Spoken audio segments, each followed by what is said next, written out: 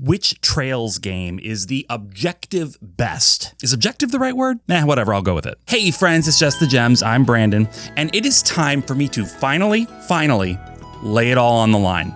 That's right, I am going to rank definitively all of the Trails games in the entire series, from worst to best. Yes, we are going to take all 13 of the Trails games that have been released so far in North America, and we are going to rank them. Now, how can I do that? Do I consider myself the authority on Trails? No, but I am going to give you my honest opinion, and I'm going to try to be strategic with how I do this. For example, I need to decide right now, are there certain criteria that a Trails game needs to meet in order to be considered among the best? Is there a certain feature or a certain character archetype or a certain type of storyline that needs to be present for me to consider a particular Trails game the best of the best? What about the gameplay? Am I going to give special attention to the action combat of the Daybreak subseries, or am I going to put all of my emphasis on the classic turn-based formula found way back in Trails in the Sky? There are a lot of things to consider here, all right? And I'm here to consider them. So come along with me, won't you? Okay, so we are going to take all of the Trails games and we are going to put them in order from worst to best. Why am I doing this? Why am I doing this? There is no scenario in which every single person in the Trails fandom isn't furious at me. There's no way. The odds of somebody having my exact list, and that's the only people that are not going to be mad at me, is the people that coincidentally have my exact list. I don't know. Why am I doing it? It's for content. It's all about content. Making content. I hate to start on a negative, but we either got to start from the top or we got to start at the bottom. It doesn't really make sense to start in the middle, right? No, it doesn't. So the worst Trails game. Let's just rip the Band-Aid right off. Let's just rip it off. Oh, it stings already. The worst Trails game. I don't even know, man. Like, this is, okay. I sat down, I was like, this will be a fun little exercise. No, this is excruciating. Why did I do this? Okay, I'm going to cheat a little bit, okay? I'm going to cheat a little bit right away. And I'm going to put The Legend of Nayuta Boundless Trails at number 13. It is drastically different from every other Trails game in the series. It is, at best, a spin-off. So, to say that it's the worst Trails game is almost feels like a given, right? Like, it is the least Trails game. Now, that's not to say anything about the storyline. We don't know exactly how Nayuta will or might factor into the overall Trails plot. I still think that it will. I have theories, and I would love to talk about those theories with some of you if you're interested. But being so separated from the core Trails experience, I feel like putting Nayuta in last place is just, of course, like, it has to go there based on the nature of what I'm doing here today. Now, I probably should have said this from the beginning. A game being placed low on this list does not mean that it's a bad game. There is not a Trails game that I dislike, okay? So that, for starters, I love all the Trails games. It's my favorite series, and a game series doesn't become my favorite by having stinkers. I'm too picky for that. It's just not how I work. I love this series because I think all of these games are bangers, which is also why it's so hard to rank them this way. Okay, Legend of Nayuta Boundless Trails, last place. Sorry, buddy. Hang in there. You're doing good. You're doing good, buddy. Okay, number 12. So this would be the worst of the mainline Trails games. This is hard because I have an instinct here, and tell me if you agree with my instinct down in the comments. So I've said before in videos that Trails always has, each arc of Trails, each arc of Trails always has a setup game and an execution game. So the first game in an arc is all about establishing the region, establishing the story happening there, and establishing the party of main characters that are going to feature prominently throughout that arc, okay? I love the setup games in Trails. That would be Sky FC, Zero, Cold Steel, and Daybreak, the first entry in each of those. I love the setup games. However, if I'm weighing them against all of the games in the series, the setup games are weaker narratively. Just hear me out. Just by nature of the fact that they are there to establish the story, establish the stakes, they can't possibly, I gotta be careful how I say this, they can't possibly be better than their execution. They are kind of a piece, right? So I don't know. I think the weakest mainline Trails entry is Cold Steel 1. It's very slow to start, even among the setup games that are all kind of slow to start. They're a very slow burn. Cold Steel is just very slow, right? It's almost lackadaisical in how it goes about establishing the world, because we're laser focused on Reen and his classmates and their trials and tribulations at school. And even though in retrospect, we can look back and say, hey, all of those trials and tribulations in school, they were being influenced by all these outside factors.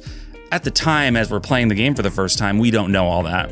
And so the feeling that I walk away with after having finished that game is, wow, I can't wait for the second one. I can't wait for what comes next, because I just kind of feel, if letdown's not the right word, but just like I want more. I want more. Like I need more for this to feel like a complete experience. So there you go. So for number 11, the next game, I feel like it's also going to be another setup game, and it's going to be Zero. It's going to be Zero.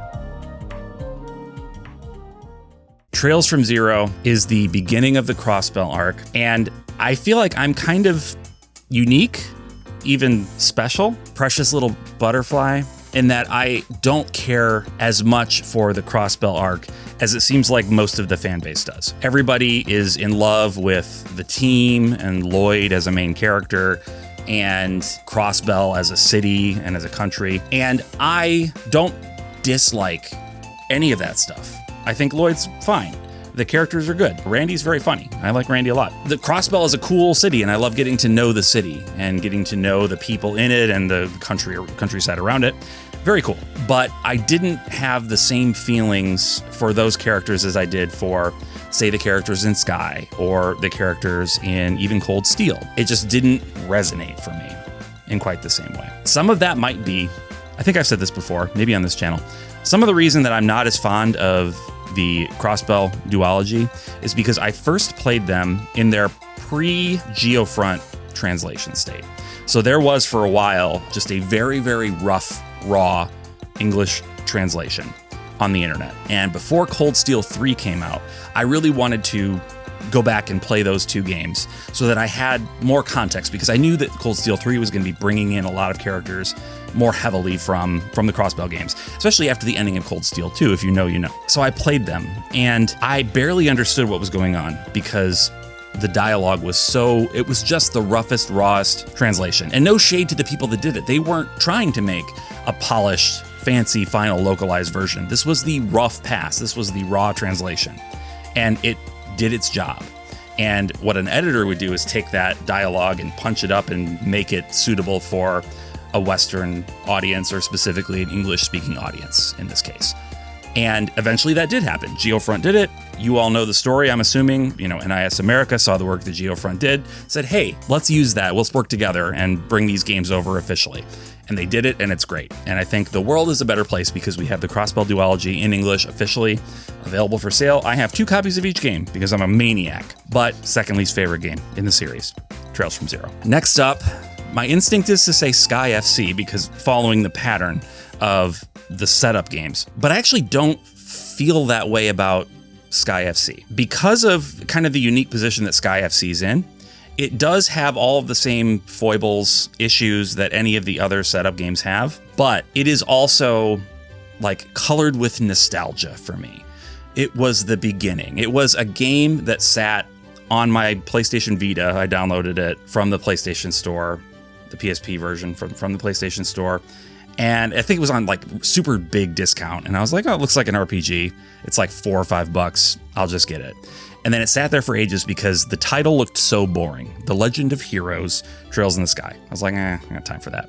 When I finally did, on a whim, start playing it, it started me down this path. Like I'm sitting here doing this in front of a camera, making a fool out of myself because I fell in love with this game. So I don't feel like I could rank it this low. I also can't rank Daybreak 1 this low. I know, I'm a hypocrite. I'm all over the place, but just try to put yourself in my shoes. Like trying to rank these games is hard enough. Trying to do it for an audience that most of which are going to be furious at you. I don't want to say it's hard because I'm just sitting here I'm at my desk in my game room. It's not hard. Other people have hard jobs. This is not hard.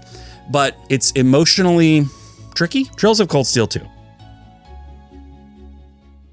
Trails of Cold Steel 2 is number 10 on my list. Trails of Cold Steel 2 is the execution chapter of Cold Steel, and it does pay off the setup of Cold Steel. What it also does, though, is lead into essentially a repeat of Cold Steel again. And repeating things, if you've played the Cold Steel series, you know that repetition is kind of a key factor in the storyline, and so going through the same character journey 2 times makes sense thematically, yes. However, I didn't love the execution of the plot points that were set up in Cold Steel. I didn't like they're fine and they're canon, so it doesn't matter how I feel about them. But like the ways in which everything fell apart and came back together in the end, and the machinations of certain characters. I'm trying to be spoiler free in this. I don't know if I should be, because like if you're watching this, you probably have played all the Trails games, or at least most of them. But I always get comments from people that are like, oh, you had a clip that had a spoiler from like Trails from Zero or something, and I'm like, these games are so old. I don't know what the criteria. Like spoilers are possible if you haven't figured that out yet. In a video like this, spoilers might happen. So if you are like you're like just starting out with Trails and you don't want to know anything, I would recommend you don't watch any Trails videos. Honestly, I would. If there's like a beginner's guide to Trails or something, probably that'll be safe.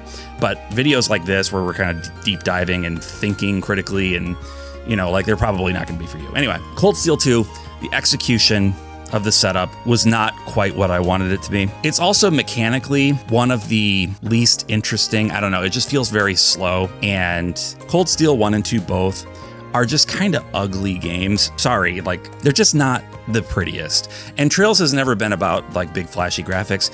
I'm just trying to be upfront about why this one is lower on my list. Cold Steel 2, number 10. Okay, number 9.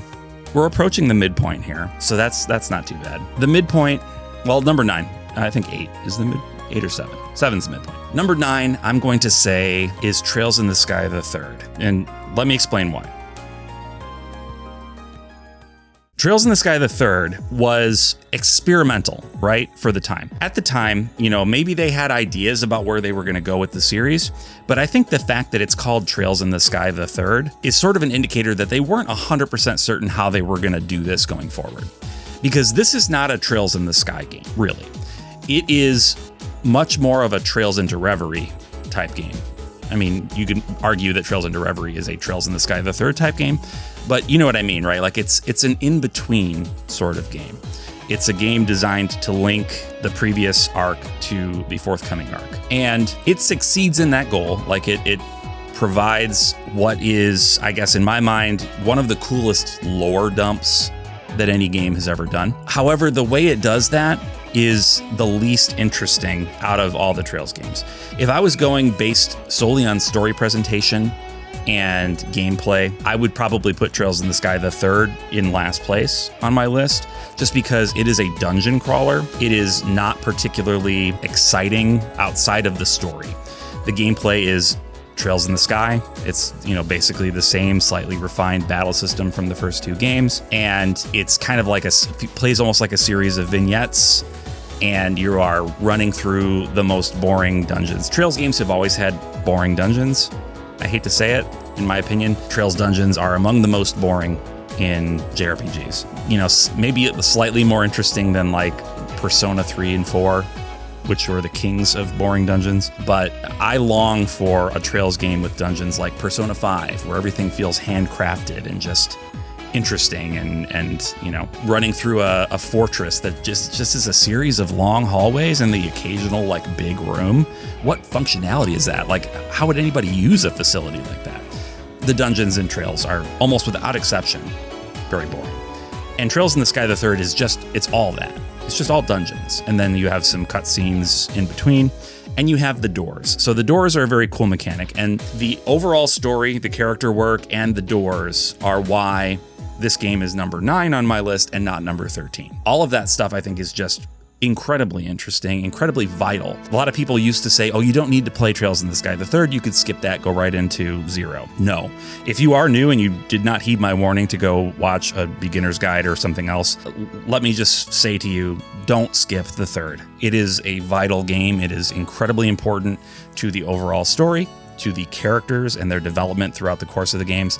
Trails in the Sky the Third is not an optional experience by any means. The gameplay and the structure of it are not incredibly interesting to me, but all of the stories that it tells in the sort of broken, haphazard way that it tells them are incredibly interesting. So it's number 9. Okay, what do we have left? Let's put at number 8, let's put Trails of Cold Steel 4. Trails of Cold Steel 4 at number 8.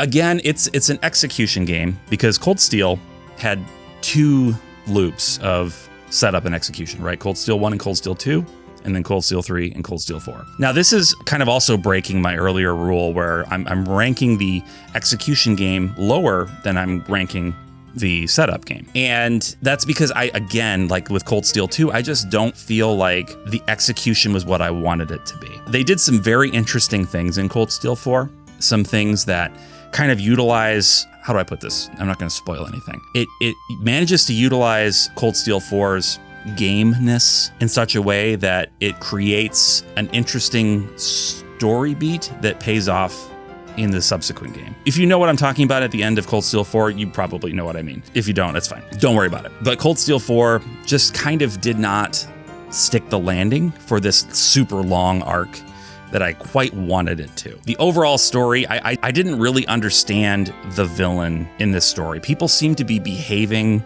in ways that didn't quite make sense to them. And I know there's this thing with the curse and people are doing things that they don't necessarily want to do, or they're doing it for the right reason, but it's just like, it's beyond the character's ability to comprehend why they're doing these things. I just didn't love that.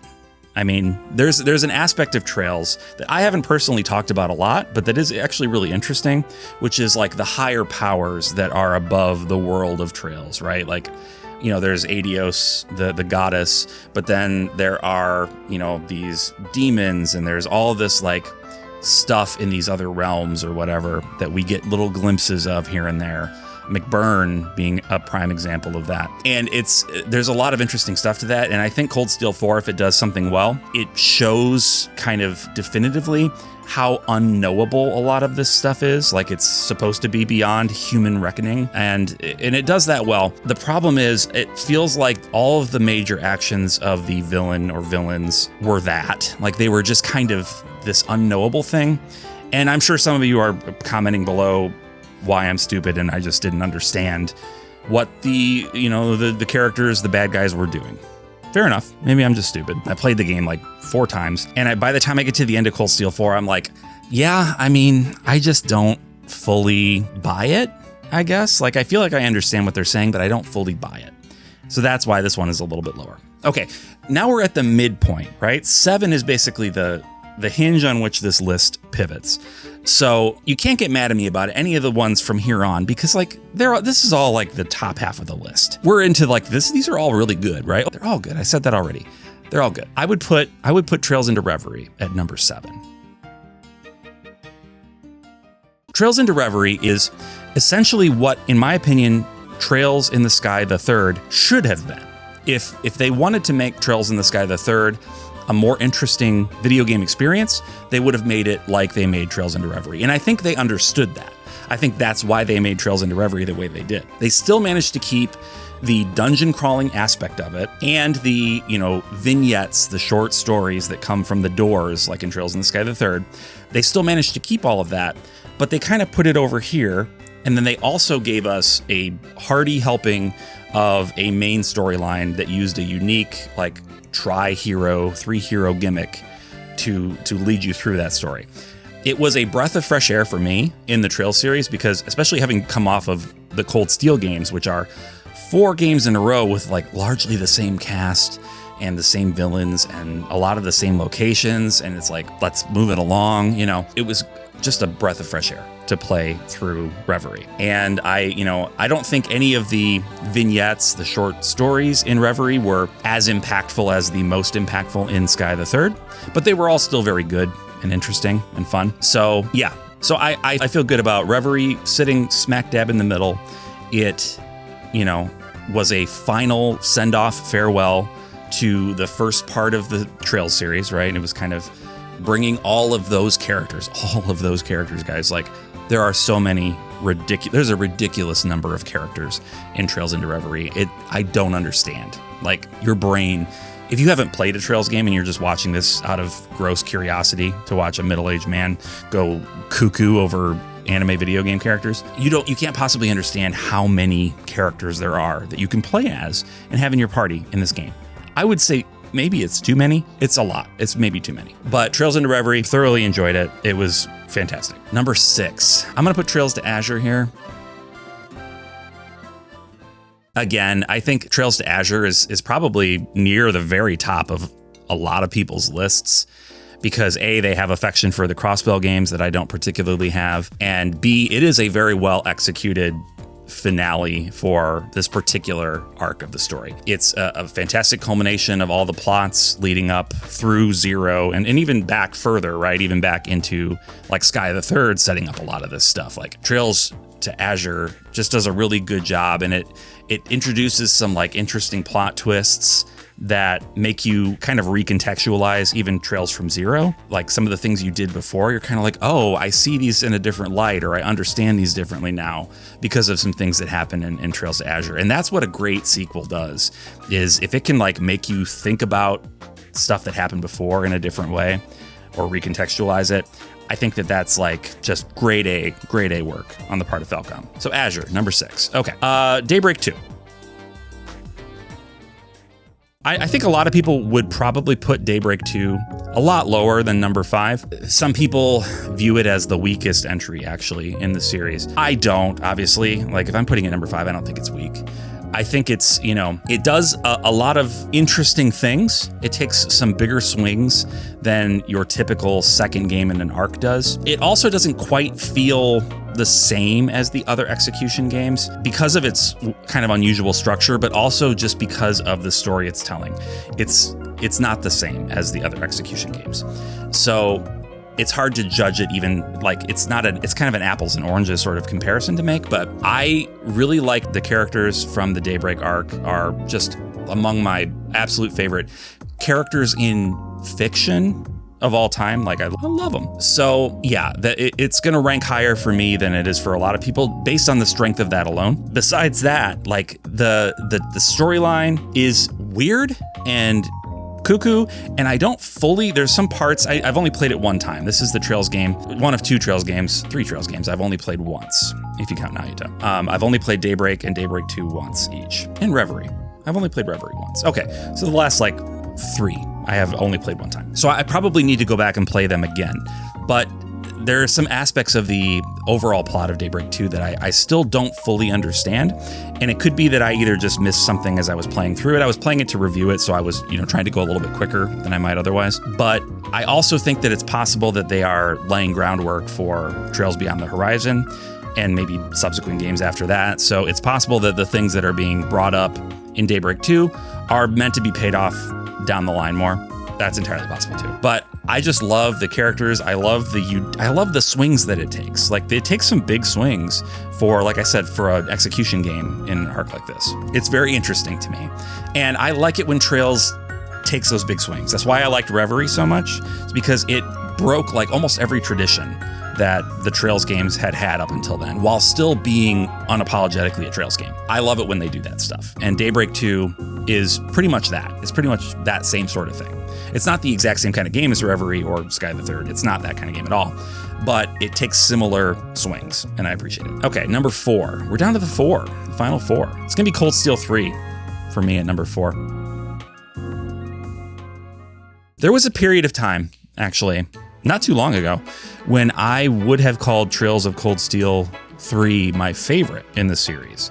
So I've done some internal shuffling in the recent months, and I guess it's been over a year since I would have considered Cold Steel 3 my favorite, but it's a deeply interesting story to me. I really resonated with the character of Reen being a kid and then kind of an unwilling soldier in the first 2 games, and then taking this big step back and kind of becoming a teacher. And even though it's a little weird that he's like a 20-year-old teacher teaching 16, 17-year-old kids, they're like all basically peers, right? Like they're basically the same age.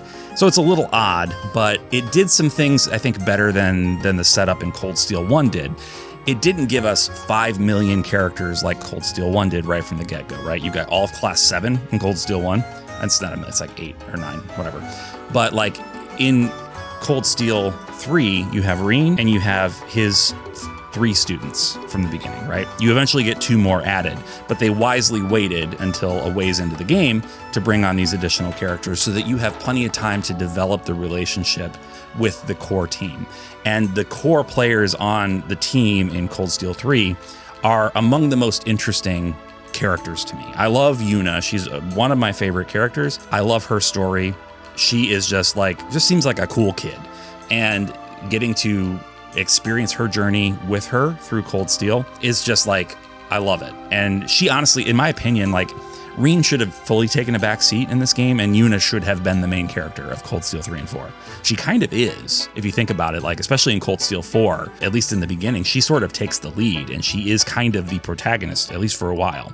So I think it would have made more sense to me. It would have been a cooler execution on what I think is already a really cool story to have Yuna be the main character just from the beginning. Make her the main character. Like, why not? She's cool. But yeah, for me, the character work that happens in Cold Steel 3 is among the best in the series.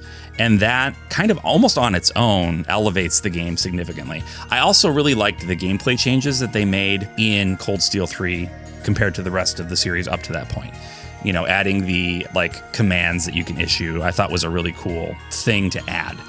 And it didn't really change the overall combat in too significant of a way, but it did make things feel fresh.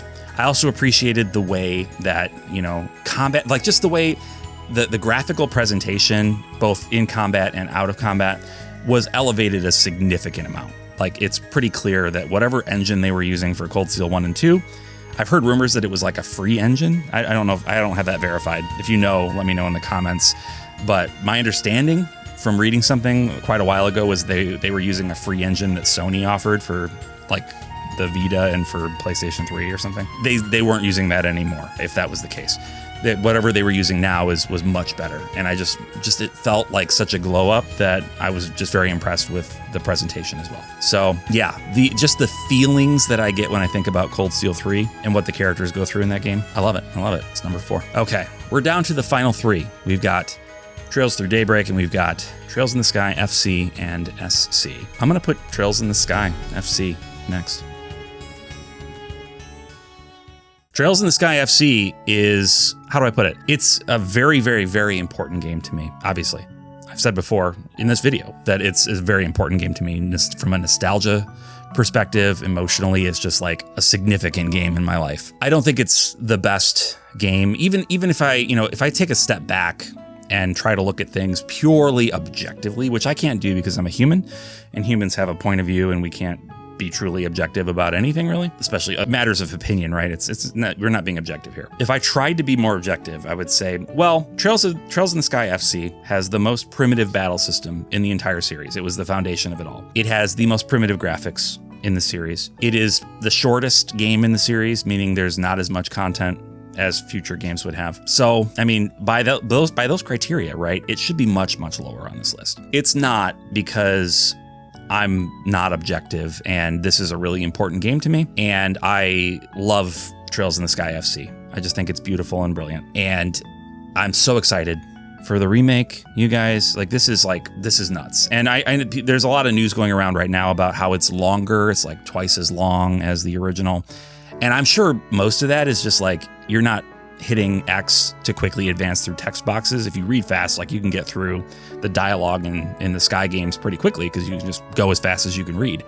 If there's going to be a lot more performance, voice acting and whatnot, yeah, it's going to take longer to get through scenes because there's dialogue and you're like sitting there and listening. You know, it's probably similar to what like a Japanese person playing the Evo remakes on the Vita, because they had full voice acting, right? Like, they probably took longer to play those too because the lines were voiced. It makes sense.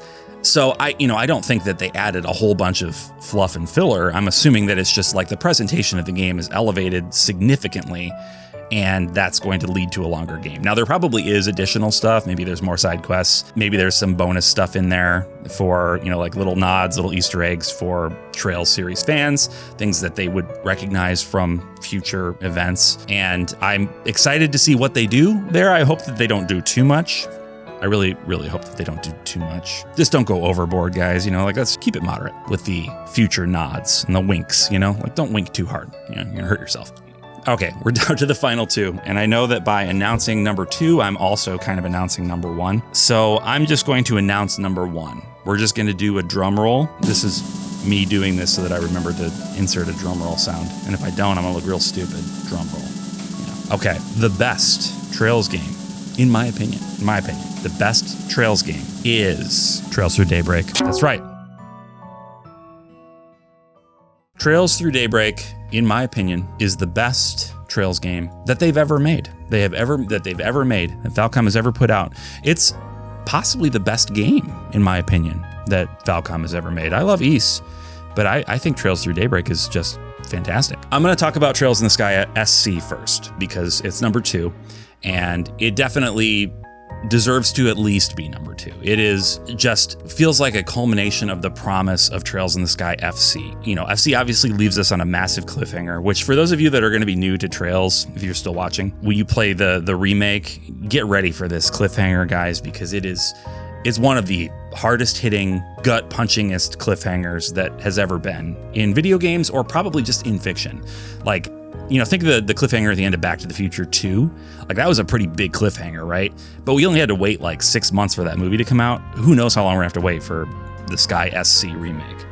So hang in there, but just be prepared for it. But SC delivers everything that FC was setting up. It is a perfect example of escalation in storytelling. Sky FC is such a small, focused story. Even as the characters are kind of moving all around the country, introducing us to the country, it's still a very focused story about Estelle and Joshua doing this kind of chore they have to do, right? They want to become bracers. They got to go around the kingdom and get registered at all of the branches of the Bracer Guild. That's what they have to do to become bracers, right? So it's kind of this by the numbers sort of experience at that very basic level. But of course, in each region of the country, they're encountering significant problems, and they're resolving those problems, and you begin to see how a lot of these things are all kind of connected to each other.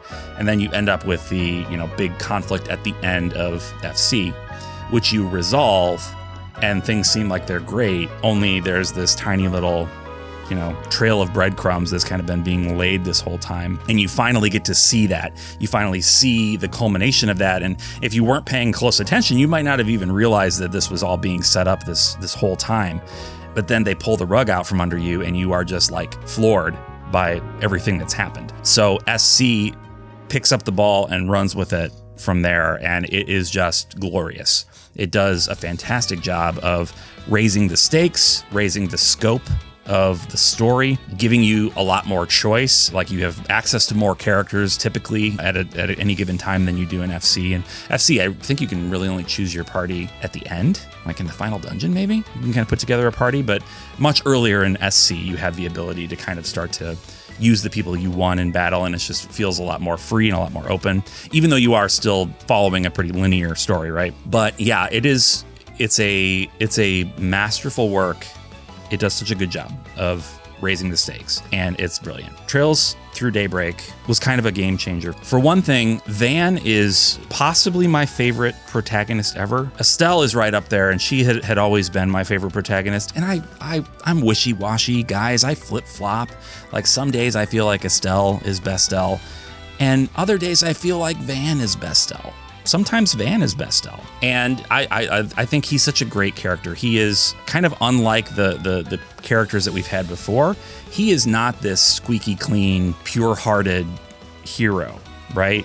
He's a good guy, and I'm not suggesting he's not, but he has a darkness to him that isn't present in any of the other main characters to the same extent. And his sort of moral flexibility is so interesting to me, especially after all the main characters that we've had, right?